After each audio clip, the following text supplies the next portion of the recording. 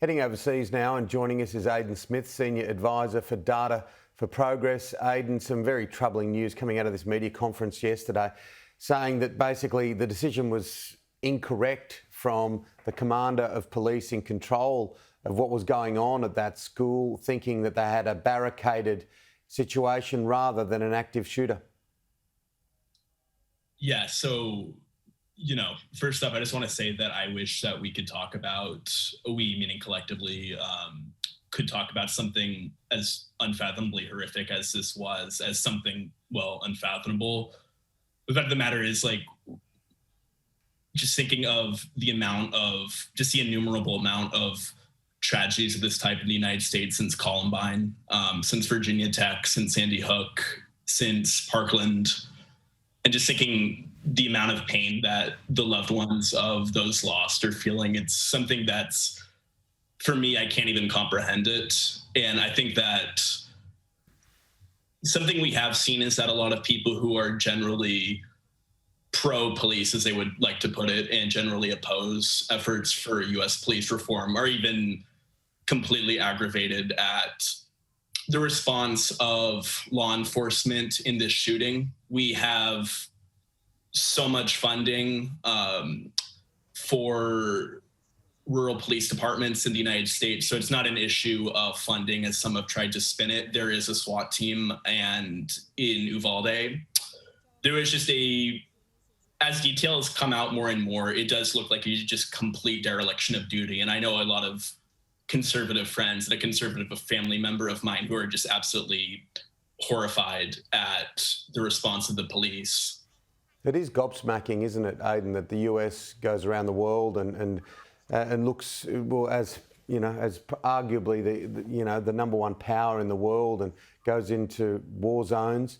But I saw a post on social media yesterday. Last year, handguns, 48 people died in Japan, 8 in Great Britain, 34 in Switzerland, 52 in Canada, 58 in Israel, 21 in Sweden, 42 in West Germany, 10,728 in the United States.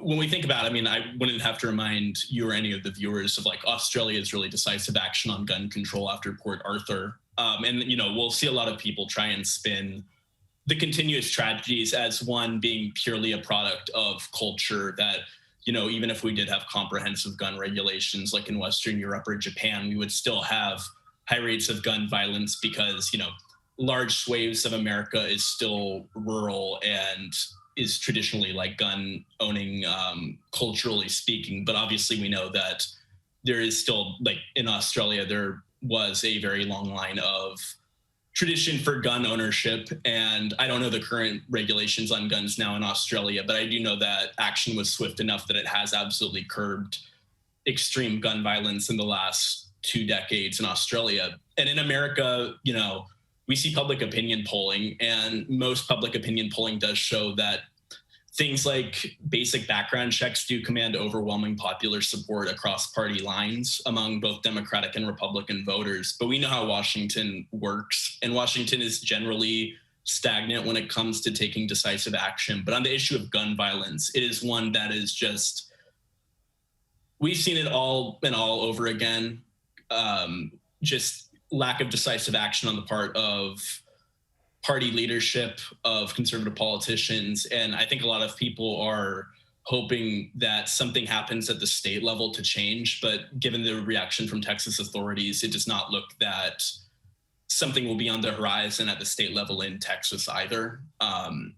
So it's something where I think a lot of people feel so desperately hopeless, even in comparison to other issue areas, and understandably so, because this is one issue where no matter how many headlines of some of the worst tragedies you'll ever hear about seem to occur, doesn't seem to be any decisive action being taken at the federal level. I hope that this is going to be the one that changes it, but I can't say with confidence that it will without a massive historic push. Oh, and it's money and power, isn't it? That's the bottom line. We're watching this parallel world of a NRA conference. Donald Trump's just about to speak at it, and we'll probably cross to a bit of that live. But it's a parallel world, and some of these laws are like hundreds of years old.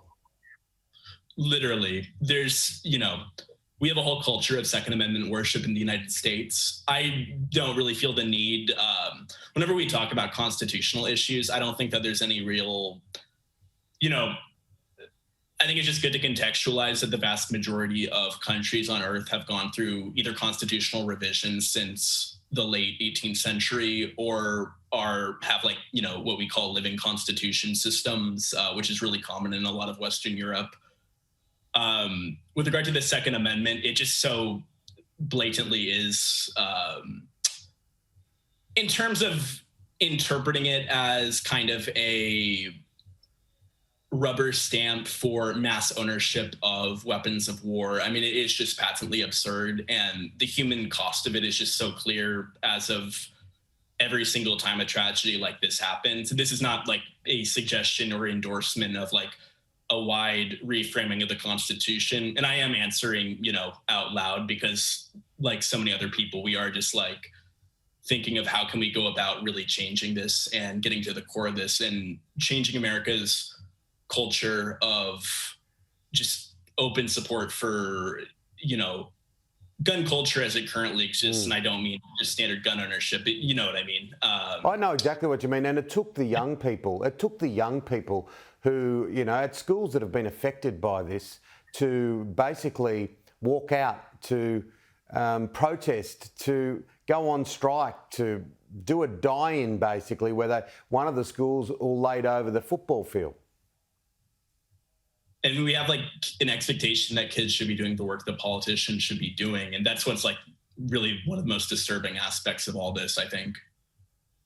Absolutely. So where to going forward? Because many people around the world glaze over, unfortunately, because it happens so often. Absolutely. And, you know, there is obviously a massive push now for Senate leadership to get really serious about pushing previously passed House legislation on gun safety to the floor. And we'll see where that goes because this is a divided Congress. Even if Democrats do hold a majority, there is still the balance of power through Joe Manchin, who's a moderate from a red state with high levels of gun ownership. So the parliamentary arithmetic is as foggy as ever. But I do think that especially with midterms coming up and polling showing that, you know, common sense gun reforms are popular across party lines, there is a hope that Chuck Schumer and the Democratic majority will take action before that time. Yeah, some of the positivity that I hold myself is looking into my children and hearing what they say. So I wonder whether it's going to take this next younger generation to realise some of the folly that has gone on in the past. Always good to talk to you, Aiden. Thank you so much. Thank you.